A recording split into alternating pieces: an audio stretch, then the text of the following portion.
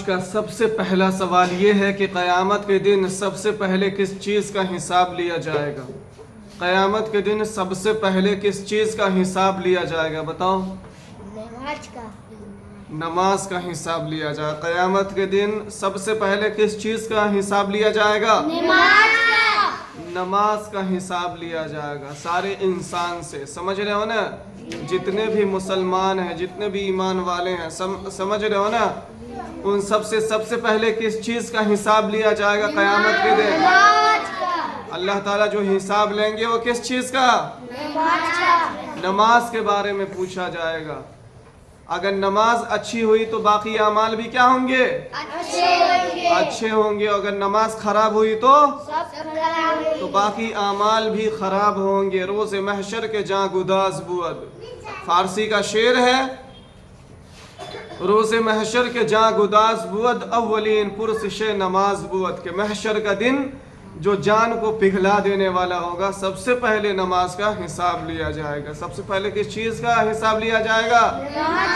नमाज का हिसाब लिया जाएगा। समझ रहे हो, इसलिए हुजूर नबी अकरम सल्लल्लाहु अलैहि वसल्लम ने फरमाया जुइला कुर्रतु ऐनी फी सलात, कि मेरे आँखों की ठंडक क्या है, नमाज है। क्या है, नमाज है। मेरे आँखों की ठंडक क्या है, हुजूर सल्लल्लाहु अलैहि वसल्लम की आंखों की ठंडक क्या है, नमाज है। समझ रहे हो ना, इस्लाम और कुफ्र के दरमियान, इस्लाम और कुफ्र के दरमियान फर्क करने वाली चीज़ क्या है, नमाज है। इस्लाम और कुफ्र के दरमियान फर्क करने वाली चीज़ क्या है, नमाज है। ज़्यादातर जो मुसलमान जहन्नम में जाएंगे वो किस वजह से, नमाज छोड़ने की वजह से। तो नमाज पढ़ते हो, बारहा कहा जाता है, लेकिन नमाज में सुस्ती, गफलत, पढ़ने का मन नहीं करता, शैतान सवार हो जाता दिमाग पे, दिल पे। शैतान ज़्यादा ताकतवर है, तुम ज़्यादा ताकतवर हो, तो क्यों नहीं पढ़ते। शैतान क्यों हरा देता है, शैतान क्यों पटक देता है तुम सबको। पढ़ेगा ना नमाज, ज़्यादा बोलो मत, इसलिए करता है। तो सबसे पहले किस चीज़ का हिसाब लिया जाए, क़यामत के दिन नमाज के बारे में पूछा जाएगा। दूसरा सवाल ये है कि क्या झूठ बोलने से रोज़ा टूट जाता है। नहीं, टूट जाता है। रोज़ा टूट जाता है झूठ बोलने से। रोज़ा नहीं टूटता है, बल्कि उसका सवाब, रोज़े का सवाब क्या होता है, ख़त्म हो जाता है। रोज़े का सवाब ख़त्म हो जाता है। झूठ बोलने से रोज़ा नहीं टूटता है, बल्कि रोज़े का सवाब ख़त्म हो जाता है। समझ रहे हो ना, रोज़े का सवाब क्या होता है, ख़त्म हो जाता है। तो रोज़े में झूठ बोलना चाहिए, रोज़ा रखे नहीं बोलना चाहिए। झूठ बोलना बहुत बड़ा क्या है, गुनाह है। झूठ बोलना बहुत बड़ा गुनाह है। समझ रहे हो ना, अल्लाह ताला फरमाता है लानतुल्लाहि अलल काज़िबीन, कि झूठ बोलने वालों पर किसकी लानत बरसती है, अल्लाह की लानत बरसती है। जो झूठ बोलता है झूठा इंसान पे अल्लाह की लानत बरसती है। तो रोज़ा रख के और वैसे भी झूठ नहीं बोलना चाहिए, धोखा नहीं देना चाहिए, ग़ीबत नहीं करना चाहिए, चुगली करनी चाहिए नहीं करना चाहिए। समझ रहे हो ना। तीसरा सवाल यह है कि क्या आप जानते हैं कि जन्नत में सबसे पहले कौन दाखिल होगा। क्या तुम सब जानते हो कि जन्नत में सबसे पहले कौन दाखिल होगा, नबी। कौन नबी, हजरत मोहम्मद सल्लल्लाहु अलैहि वसल्लम। सबसे पहले जन्नत में कौन दाखिल होंगे,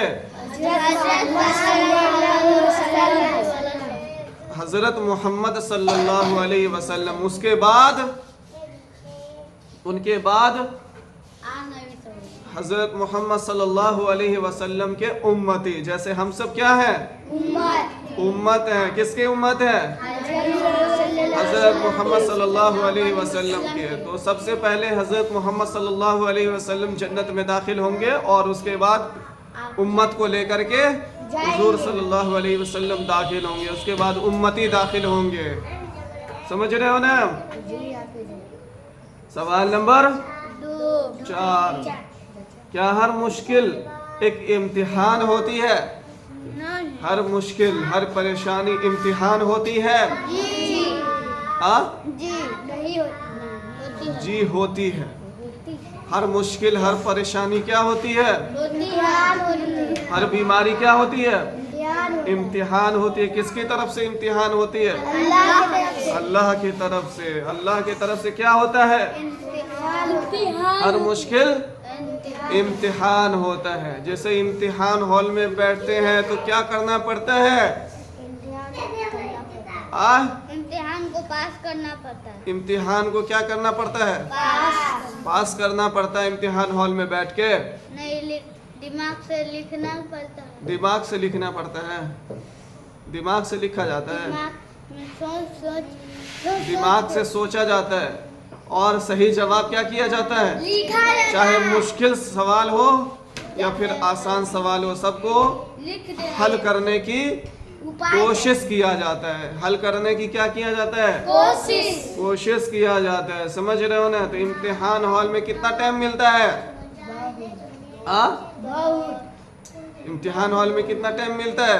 12 घंटा 12 घंटा मिलता है। 1 घंटा कभी इम्तिहान दिया है जिंदगी में? जी हाँ, 1-2 1-2 घंटा मिलता है। 3 घंटा मिलता है इम्तिहान का पर्चा 1 लिखने घंटा में। मिलता है। समझ रहे हो ना? उसमें वैसे इंसान की जिंदगी क्या है? इम्तिहान इम्तिहान है। तो हर मुश्किल हर परेशानी क्या है? एक इम्तिहान होती है। समझ रहे हो ना? अल्लाह ताला आजमाते हैं बंदे को। परेशानी होती है तो अल्लाह ताला जानना चाहते, देखना चाहते कि बंदा सब्र करता है या नहीं करता है। समझ रहे हो ना? तो जो सब्र करता है अल्लाह ताला उसकी मुश्किल को क्या करते हैं? आसान करते दूर कर देते हैं, आसान कर देते हैं। समझ रहे हो ना? तो हर मुश्किल क्या है? आसान इम्तिहान है। क्या है? इम्तिहान हर मुश्किल इम्तिहान है। इम्तिहान है, आजमाइश है। जिंदगी और मौत क्या है? इम्तिहान है। जिंदगी और मौत क्या है? इम्तिहान है। इम्तिहान। अल्लज़ी खलक़ल मौत वल हयात लियब्लुवकुम अय्युकुम अहसनु अमला।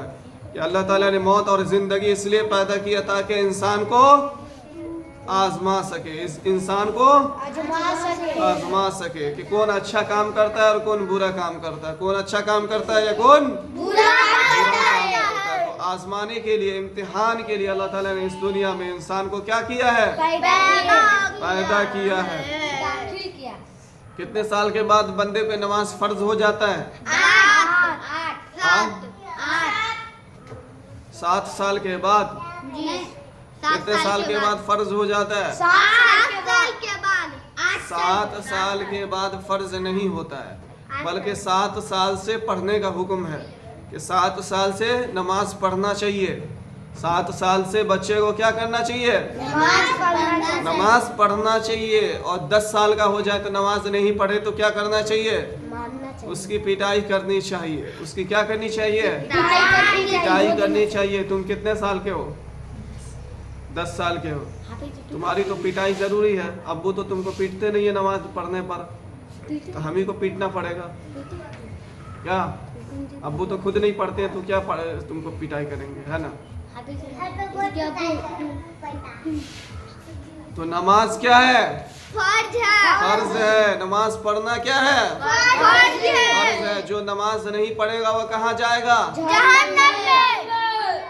तो नमाज सबसे ज्यादा जरूरी है। सबसे ज्यादा क्या है? जरूरी है। नमाज पढ़ने से इंसान की जिंदगी में क्या आती है?